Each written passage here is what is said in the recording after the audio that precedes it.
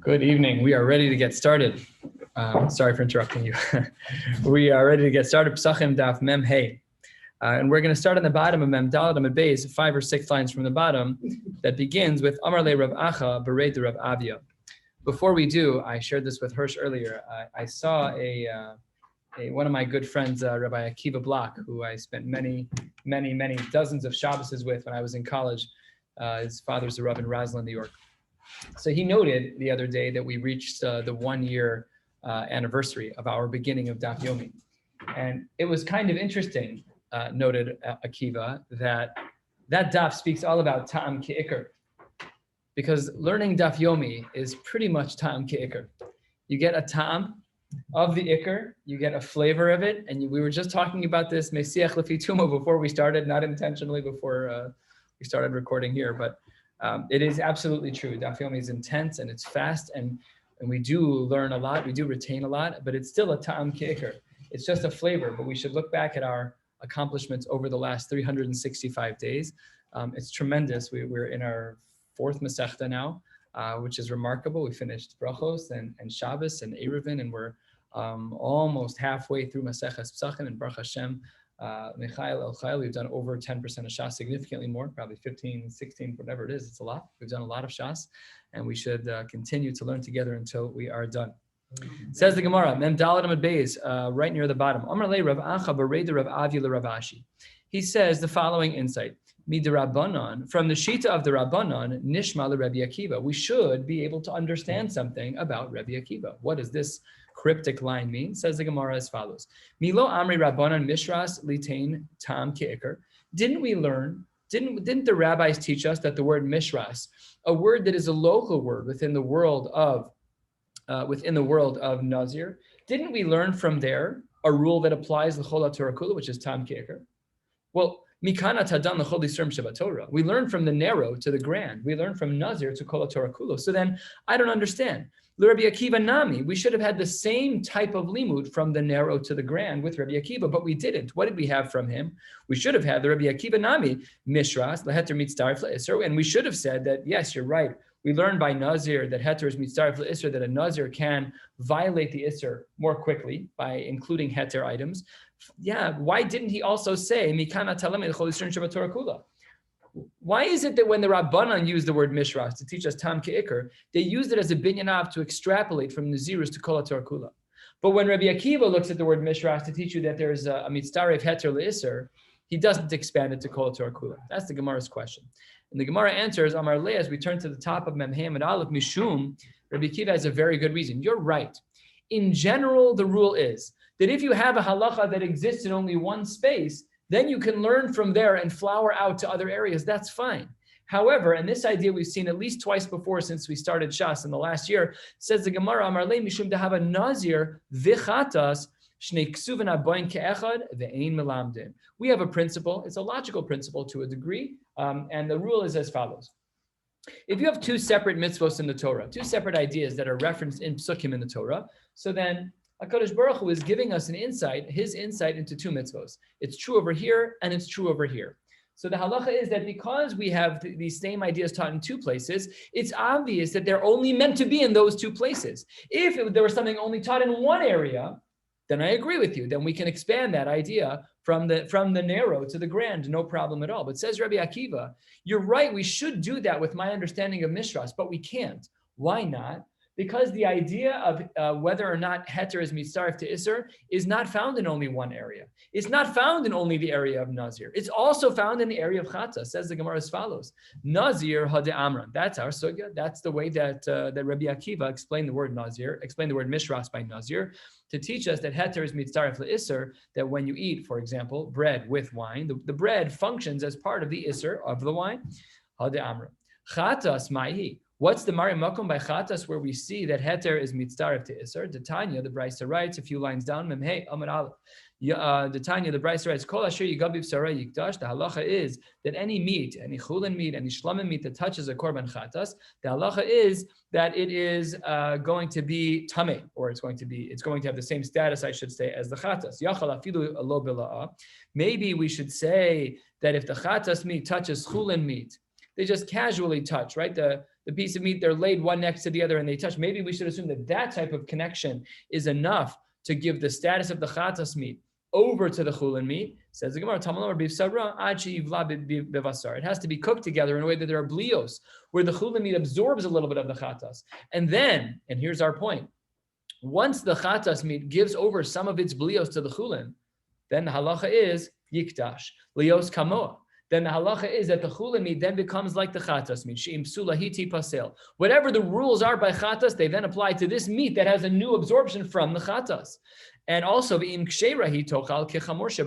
if in fact that meat, the chulin meat is kosher to eat because the chatas meat is kosher to eat, then the way the chulin meat needs to be eaten is with the same guidelines as a chatas. So what's the problem? This is the end of the Gemara's answer. We said, why doesn't Rabbi Akiva do what the Rabbanan do? The Rabbanan took the word mishras. They said it applies by Nazir. They learned that the word mishras was tam ke'ikr, and we applied it widely. Why doesn't Rabbi Akiva take his pshat in the word mishras, which means that we're mitzaref heter to iser by Nazir? Why don't we apply it widely? Rabbi Akiva says we should, but we can't, because this halacha of heter that's mitzaref to iser is not only taught in one place, it's taught in two places. And dvarim, the pasuk, the Gemara says, you're not allowed to extrapolate from one place to kol haTorah kula when that halacha is taught in two places. Okay, very, very clear answer. Very good answer. Good. So says the Gemara, asks the Gemara as follows, V'Rabbanan.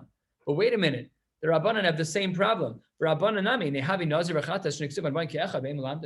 You should have the same exact problem. The Balitos was here right, the Rishonim here right, that one of the concerns that we have here is that the way that the Chachamim looked at Mishras and looked at Chatas was with the same lens. So in other words, tam ke'ikr by both. Think about both cases. The case of Mishras, tam ke'ikr, you're drinking a liquid that barely has any grape molecules in it, but it tastes like grape, Mishras, tam ke'ikr. Same is true here by the Chatas. They assume that the Bryce on the top of the page is also talking about tam ke'ikr. So the Gemara says back to them, wait a minute. Even the Rabbanan, who hold that Mishras is the Isser of tam ke'ikr, and you want to now teach it to the whole world, you have the same problem that Rabbi Akiva has, which is that it's Shnei Ksuv and Abayin Ke'echad, that we have tam ke'ikr taught by Nazir, and we have tam ke'ikr taught by Chatas. So answers the Gemara, Amrei Hanhu Mitzrach Tzriche. No, they're not teaching the same thing. Each of them teach various dinim, and therefore it's not Shnei Ksuv and Abayin Ke'echad, and therefore the Rabbanan are still able to teach tam ke'ikr from Nazir to Kol HaTorah Kula. Rabbi Akiva, my Tzriche, what you're going to say that they're needed? Well, let's see how Rabbi Akiva would say that these two Mari Mekomos are in fact the same. Bishlama, he does agree. He would give in to the following. Bishlama, Ikasav Rachmana Bechatas, had the Torah only taught Heter Mitzaref Le'Iser by the world of Chatas, Lo Gamar Nazir Mina. We would not have been able to learn from a Chatas to the world of Nazirus. That we're not able to do because the Chulin Mikachem Lo Gamrina. You can't learn Nazir, which is a category of Chulin, from the camp of Kachim. That's for sure not.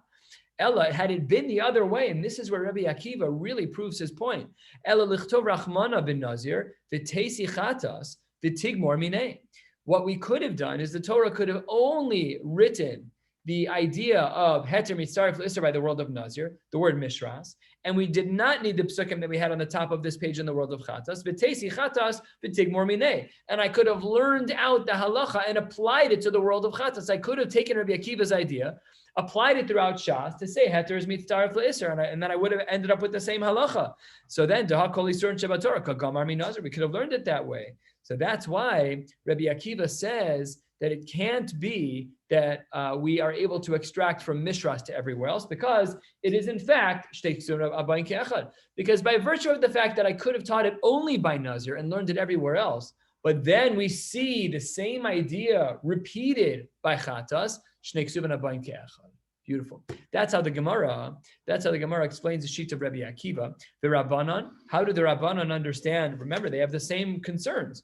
The Rabbanan, what do you mean when you say that mitzrach tzrichi? Amar lach, they'd say mitzrach tzrichi, chatas laheter mitzaref le'isr b'chulin mikachem lo gamar. They would say the same thing that Rabbi Akiva said, that we need the world of chatas because that we would need mitzrach tzrichi chatas laheter mitzaref le'isr b'chulin mikachem lo gamar. You could not have learned nazir from chatas, and umishras litain tam ke'ikr. So they would have said that it was to teach two separate things, and therefore they hold it's not Shnei Ksuv and Abayin Ke'echad, and therefore you are able to extract and extrapolate the idea of tam ke'ikr and apply it across the boards. Rabbi Akiva, going back and forth. Rabbi Akiva tarvaihu leheter mitzaref l'isser. No, both mari makomos, both by mishras and by chatas, they're both talking about the same thing, which is heter mitzaref l'isser. V'avlu shnei ksubin ban ke'echad, v'chol shnei ksubin ban ke'echad, ein melamdin, period. So the Gemara asked, and through a variety of answers, the Gemara proves itself to say as follows.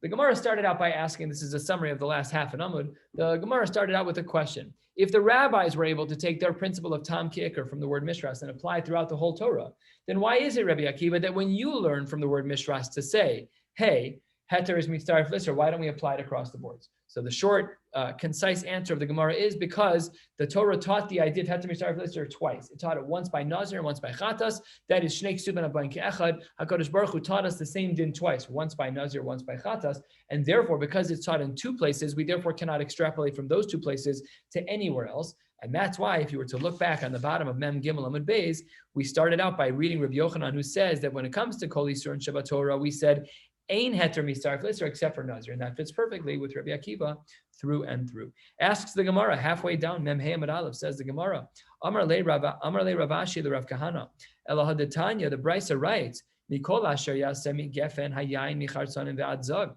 The pasuk tells us that a Nazir who eats any part of a grape, in combination, any part of the grape, the halacha is that they're going to be chayiv. Limeid al isurei nazir shemitzarfim zeim zeh.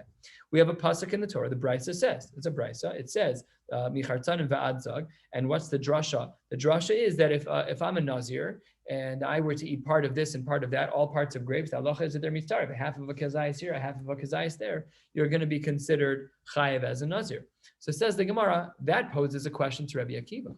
If it's a clear brisa that stipulates that you are mitzaref iser and iser, then I don't understand. Hashta the Rabbi Akiva, iser veheter mitzarfin, iser ve'iser mibaya. If Rabbi Akiva is saying that the word mishras teaches me that iser veheter, that which is mutter and that which is not mutter are mitzaref for a nazir, then obviously iser ve'iser would be mitzaref. Akasha and Rabbi Akiva. Your whole drush of the word mishras was to make sure that we knew that heter is mitzaref le'isser. But if the word mishras was there to teach that, then why does the pasuk say mechartzanim ve'ad zog? That should be obvious. If heter is mitzaref to isser, then of course isser is mitzaref to isser. So answers the Gemara, Amar le, last line or two before the Mishnah, Amar le, no, Rabbi Akiva was teaching isser ve'heter bevas achas.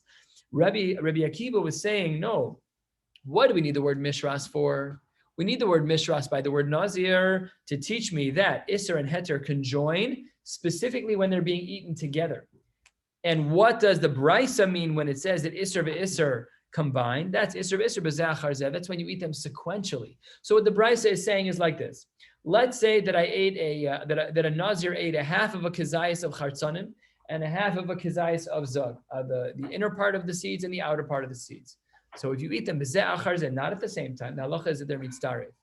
But according to Rabbi Akiva, if you are having a meal and you drink wine as a nazir, half of the volume of the isser, and you supplement the remaining shiur with bread, because they're bezeh achar zeh, Rabbi Akiva would say that's not true. Namely, specifically, Rabbi Akiva is saying that when we say that isser and heter are mitzaref by a nazir, that's only when you're eating them bevas achas, but not when they're eaten separately. And therefore, Rabbi Akiva's shita stands. This new Mishnah in the middle, a little bit below the midway point on Mem Hey Amud Aleph, this new Mishnah teaches us an idea, one that we have seen in our non-chametz knives, where you get a bunch of nasty stuff stuck between the blade and the handle. Certainly true in older knives. There are some new knives now that are made out of one mold so that there are no cracks and crevices. So the Mishnah is dealing with, what about those things that you cannot get out of the knife? You have some chametz that's absorbed. Is it a shiur? Is it not a shiur? Where is it in the pot? We'll see shortly, and the Mishnah is going to detail that. So this is a new sugya altogether. Let's continue with the new Mishnah. Baruch Hashem, Mem Hey Amud Aleph, a little bit more than halfway down. Batseik, you have some dough. Shebesidkei areva. They are in the cracks of a pot. They're kind of caked in. They're stuck. Im yesh kezayis b'makom echad chayav levayer. If the volume of chametz, of dough that's absorbed in the pot is a kezayis or greater, the halacha is chayav levayer. You have to burn it out. That's not allowed. It says ve'im lo, but the language should be ve'im lav. That's the correction. The Hagos V'Tzion here, os katan aleph. Ve'im lav batel b'miyuto. Ve'im lav, what? If it's less than a kezayis of the dough that's stuck in the cracks of this areva, of this pot, then the halacha is it's batel b'miyuto. Fine. It's also true in regards to tuma. Let's say that an item becomes tama and you want to take it to the mikvah. If you wish that it wasn't there, so then the halacha is chotetz. That's considered a chatzitza, and then you'd have to remove it in order to take it to the mikvah to be metahired. But if you're okay with it being there, harehu ke'areva, then it's considered to be part of the areva. There is a din that's extracted from this Mishnah, which has to do with tevilas kelim, and that is that if you take something to the tevilas kelim, you take it to the kelim mikvah to tovel a new kli. So the din is like this. There are stickers all over it. I remember there are some stickers, they like make them with super glue. They're like impossible to get off. You need like a razor blade to remove them. So let's say that you don't care. Let's say it's on the bottom. You don't care if it's there. If the only reason you're taking it off is to take it to the mikvah, you don't have to take it off. You don't mind that it's there.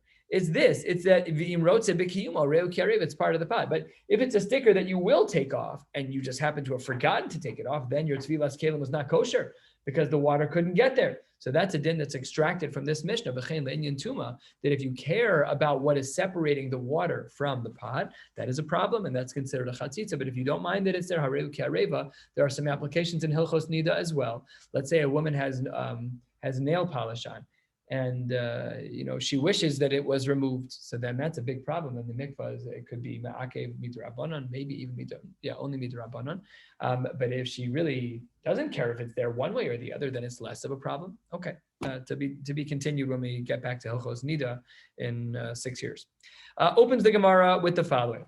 We have a comment from Rabbi Yehuda Amar Shmuel. I'm just going to give you some framing because it will help for the Gemara's flow.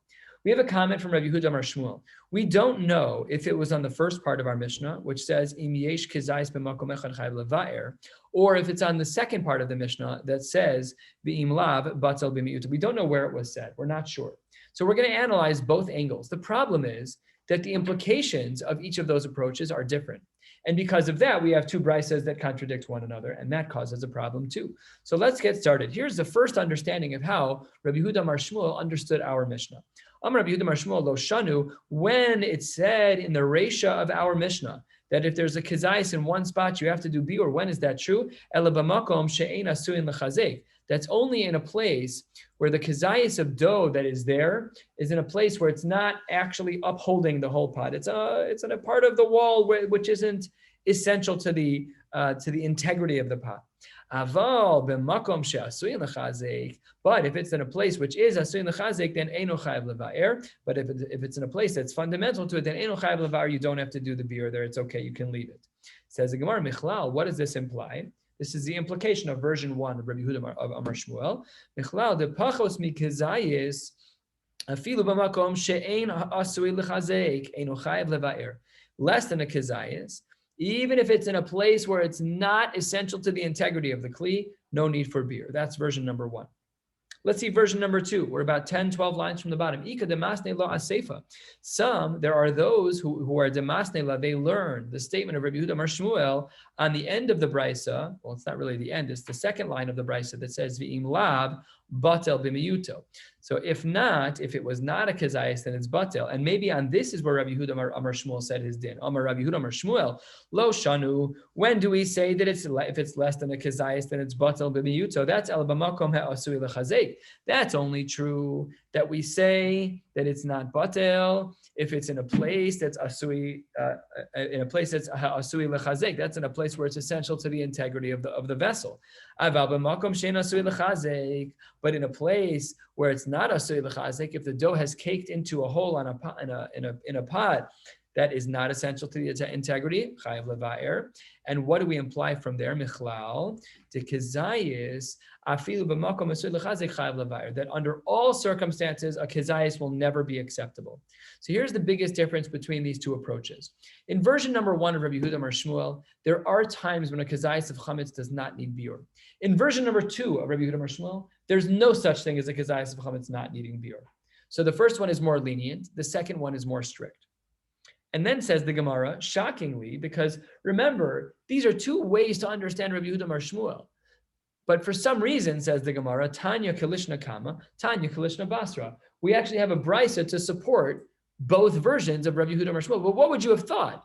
You would have thought, like, okay, we just don't remember where to apply the statement of Rabbi Yehuda Amar Shmuel in our Mishnah. Is it on the Reisha or on the Seifa? We don't know. Yet here, there are actually brises that support each version, which is very strange. And the Gemara is going to be bothered by that on the top of the Yomid. But before we get there, let's learn the brisas that support version 1 and version 2. Tanya Kilish Nakama, Tanya Kilish Nabasra. 6 lines from the bottom of the page. Tanya Kilish Nakama. We have a brisa that supports the first version, our first understanding of Rabbi Yehuda Amar Shmuel, which says as follows: Batzek Shabasid Ke'areva. You have dough that's caked into cracks in a particular vessel. B'makom he'asui lechazek. If the location is a place that is integral to the integrity of the vessel, eino chotzetz ve'eino over, no problem at all. It's not a chatzitza, and you haven't violated the halachos of Pesach. If it's in a place that isn't integral to the integrity of the vessel, so then chotzetz over. That is a chatzitza as it relates to tvilas kelim and to tuma. The over, you also will have violated the halachos of Pesach. Says the Gemara, 3 lines from the bottom. When is that true? That's only true b'kizayis. Aval b'pachos mikizayis afilu b'makom she'nasui lechazek eno chotzetz ve'no over. If it's less than a kizayis, no matter where the batzeka is caked onto the pot, no matter which crack in the pot it's in, it doesn't make a difference. Halacha is that it's not a chatzitza and you have not violated anything. And that supports Shita number 1. Let's see the support for Shita number 2. The Tanya Kalishna Basra, there is a brisa that supports the second version of Rabbi Yehuda Amar Shmuel, which was connected to the second part of our Mishnah, which said V'im Lav, where our Mishnah said V'im Lav Batal B'mi'uto, then now maybe we have a brisa to support that second approach. How so? Last line, Mem Hamad Aleph, Batzek Shebesid Ke'areva, if there is a pot that has cracks in it and it's filled with dough, B'makom he'asui lechazek. If the location of the dough is in a place which is essential to the integrity of the vessel. Turning to the top of Mem Hamad Beis, Eino chotzetz ve'eino over, no problem. B'makom she'ein asui lechazek. If it's in a place on the vessel where it is not essential that it be there, chotzetz ve'over. That would be problematic.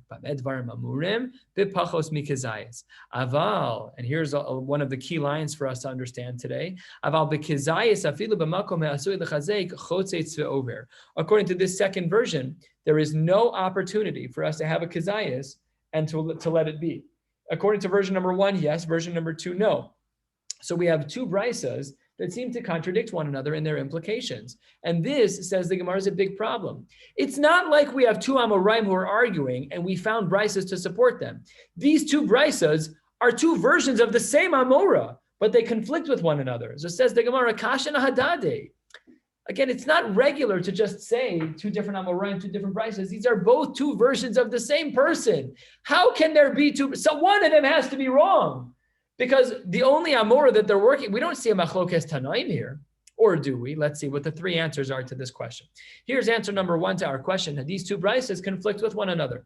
One of these brisas implies that we're never allowed to have caked in dough in a vessel that's a kizayis or larger ever.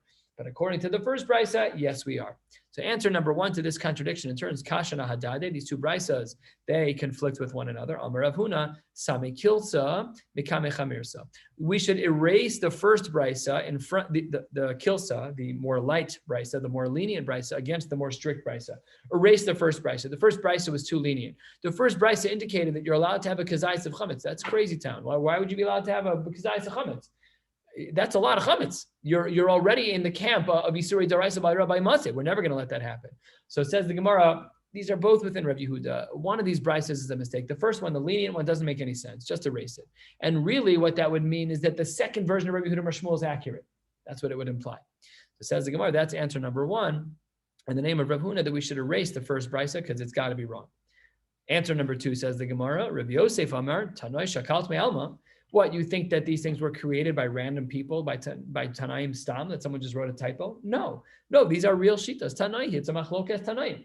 These 2 brisas, which have opposite implications about a kazayis of chametz that's caked into a crack in a pot, these 2 shitas are actually reflected in the Tanaim. And that's why we had a hard time understanding Rabbi Yehuda Amar Shmuel, because we looked at these brisas, we're like, well, I could have seen Shmuel within the lens of the first brisa if he would have been on the Resha. And I could understand Rabbi Yehuda Amar Shmuel had he been in the second part of the brisa, because that's the second brisa. It makes sense to me. I could see both ways. Tanoi, he says the Gemara 6-7 lines down. The Tanya, hapas she'ipsha. If there's bread that was starting to mold, so chayav levayer, you do need to burn it. Mipnei sheruya l'shoch ka'ulachama ba kama isos acheros. What they used to do, I don't know the science here, but what they used to do is they used to take the crumbs of molding bread, and they would weave it into new bread, and it would somehow improve the cooking process. That's what the Gemara says here. Lachama from the word chametz, ayin and tzadi, and it would help to make the bread nicer. Kama iso sacher, so it could help to make more bread. So the Tana Kama here in the Brisa held that one would be obligated to burn such chametz. Reb Shimon ben Elazar Omer, last of the short lines, maybe, I don't know. Bamed dvarim amurim, where would this be true? Is it? Yeah. Baruch Hashem. Bamed dvarim amurim, where would Reb Shimon ben Elazar agree with the Tana Kama? He says that is b'mekuyemes le'achila, when it's edible. Aval, if what you did is kofes seor sheyichta liyeshiva batla, let's say that you took all of this product and you turned it into a chair, you made it into furniture, right? Fine. So if you did that, then it's batla. Now here's the diuk from the Brisa. Mida Amar Reb Shimon ben Elazar Batla, the fact that he says that this is considered to be batel, that when you take this chametz product and turn it into furniture, and you say now it's batel, we're good to go, michlal, that implies the Tanakama savar lo batla. The Tanakama holds that it's not batel even if you make it into furniture. Alma, what does that imply? Kasavar kol kizayis.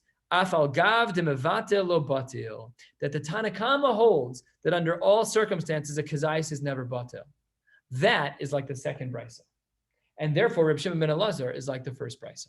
Says the Gemara, Amar le, that's a very nice answer. The problem is that you only dealt with one issue between the two brisos. Amar le Abaye tarasta bekazayis. You answered how the two brisas conflict in regards to having a kazayis or more. But what you neglected, pachos mikazayis mitaratza. But these two brises that conflict, you did not explain to me how they navigate their differences in regards to less than a kazayis. And therefore, the Gemara goes to its third attempt. We tried to say that the first brisa was wrong. We tried to say it's a machlokes tanaim, and one brisa is like the Tanakama, one brisa like Reb Shimon ben Elazar. Rejected. Here's answer number 3. Ella really, says the Gemara, 10 lines down, a quarter of the way down. Memhamad Beis says the Gemara, Ella. Ha v'ha Reb Shimon ben Elazar he. Really, both of these are Reb Shimon ben Elazar v'lo kashya. Ha b'makom lisha. Ha shelo b'makom lisha. It depends where it's happening. Is it happening b'makom lisha? These cracks and the dried, the caked-in dough, is that happening b'makom lisha, where one brisa would reflect the answer to that question? Ha shelo b'makom lisha, but another brisa is dealing with shelo b'makom lisha, where it's totally in another spot, and therefore the halachos there would be different. Each brisa reflecting one of these shitas. Amar Rav Ashi, lo tema, don't make the error of saying that when we said shelo b'makom lisha, that it means agaba de'agna, that is talking about an external place like the handle outside the pot. Says the Gemara, ela asifsa de'agna. It would apply even at the top of the pot. That would still be considered, quote, shelo b'makom lisha. That's still considered shelo b'makom lisha. How does that play out? Why? Says the Gemara, pshita. We know that the top of the pot is not makom lisha. When you're kneading something and you have a pot that's 8 inches tall, you knead at the bottom. You're at the bottom. That's where you're pushing down on the dough. So why would you assume anything else? Says Gemara pshita, 1/3 of the way down. Says Gemara, no. Ma'udetema. You might have thought that zibnin da'ati fumati lahasam, that since sometimes as the bread's moving around, it will touch the top of the kli, and that should be considered a makom lisha, and then the halacha would change. Kamash Malan, says the Gemara, that that's not true. That we only consider the bottom of the inside of the pot to be a makom lisha, the top of the pot, and obviously the handle of the pot are considered lo b'makom lisha. Amar Rav Nachman halacha Reb Shimon ben Elazar. The halacha is that we hold like Reb Shimon ben Elazar in the brisa above. This is not a question anymore about within, like how do we figure out our two brisas? But remember the brisa we saw about the furniture, that the Tanakama said that it's not considered batel even if you make chametz into furniture. So here the Gemara says, Amar Rav says that the halacha is like Reb Shimon ben Elazar, that the furniture is considered batel. Amar Eini, says the Gemara, is that true? Reb Shimon ben Elazar would agree that it's considered, if I take something that's otherwise chametz and I harden it and I make it into a chair. So Reb Shimon ben Elazar says that that's furniture. Says the Gemara, not necessarily. The Amar Rav Yitzchak Barashi, Amar Rav, he says, hold on one second. How could Rav say that the halacha is like Reb Shimon ben Elazar? Rav himself said the following: Im tach paneha betit, if you have something that you're making into furniture and you coat it with clay, then butla, then it becomes nullified. Only if you put a shellac on it, only if you cover it with something. But if you just leave it in its raw form, tach in, only if you put a coating on it would it be considered batel. However, lo tach, But if you don't coat it with clay or with some type of shellac, then says Rav, or at least it's implied within the statement of Rav, then it would not be batel. So Rav, you yourself want to tell me that halacha is like Rav Shimon ben Elazar, that if I take this piece of grain and I make it into a chair, that it's batel? You just told me it needs to be covered, otherwise not. Says the Gemara, you're absolutely right. Man de masniha lo masniha. You're right. These two things cannot have been said by the same people. It can't be that Rav Shimon ben Elazar, that the halacha is like Rav Shimon ben Elazar according to Rav, and that it has to be coded according to Rav. Something is wrong here. And the Gemara accepts that difference. Ika de Amre, there are some who say that this was framed a little bit differently. Instead of saying that the halacha is like Rav Shimon ben Elazar, the Gemara reframes almost halfway down. Ika de Amre, Amar Rav Nachman, Amar Rav, Ein halacha Rav Shimon ben Elazar. Why is halacha not like Rav Shimon ben Elazar? Because the Rav Yitzchak ben Bar Ashi Amar Rav im tach baneh betid batla. It can't be. It can't be that the halacha is like Rav Shimon ben Elazar, because at least Rav could not say that, because Rav says that it needs a coating, and that makes much more sense. This second version fits much better in the Gemara, because this way Rav is not contradicting himself. One last case for the evening. Amar Rav Nachman, Amar Shmuel. Shnei chatzai zaysim. You have two chatzai zaysim of Isser. The chut shel batseik beinehem, and there's dough connecting the two pieces. Rowan, how do we look at this? Rowan kol sheilu yinatel hachut v'nitlan imo. If I pick up one side and it drags the other side with it, so then chayav levair. That's considered a shiur. You're going to be obligated to be mevair. That's considered to be chametz of shiur to be burned. But if it's less than that, if the string, if it's disconnected, or if the string is not going to be, if the string of dough is not going to pull one side to the other, then eino chayav levar. Omar Ula.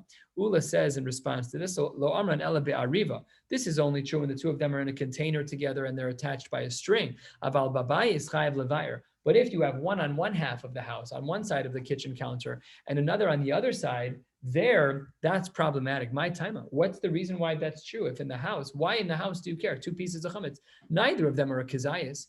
Why are we being mitzdaref them together? So it says the Gemara, because sometimes kanish, from the word kinishta, like a shul, says you're going to bring them together, kanish, you're going to bring them together, and then they will together be an appropriate shiur of Isser, and that's going to be problematic. The poskim speak about this in regards to Hilchos Nida. There's a shaila in the poskim. If a woman has a kesem on a white garment, on a white sheet, and it's collections of dam that are ksamim, external stains of blood, are we mitzdaref those ksamim one to the next? So the halacha is, if they're not touching, then we are not mitzdaref them. But if they are touching, then we are. So we have to always ask this shaila in halacha, that when we're trying to reach a shiur, are we mitzdaref parts, yes or no? So here, if I have a half a shiur of Isser and a half a shiur of Isser in my house, I'm afraid, and just think about cleaning up your house. When you sweep up, they're all going to go in the same dustpan. Now you have your shiur all together. That's considered to be problematic.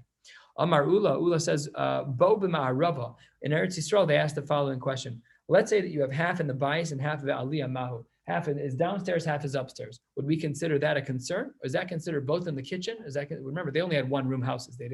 Our homes are luxuriously large compared to what they had back in the day. They had a large one room house. So their kitchen, their dining room, their den, and their bathroom, well, not the bathroom, but everything else was mamish one location. So there we were very concerned. Well, what if you have one downstairs, one upstairs? Mahu, bais ve'achsadra, a house in a separate room. Mahu, what would be the din? Shnei batim zelifnim mizeh. I rent out my space to you. It's a room within the house.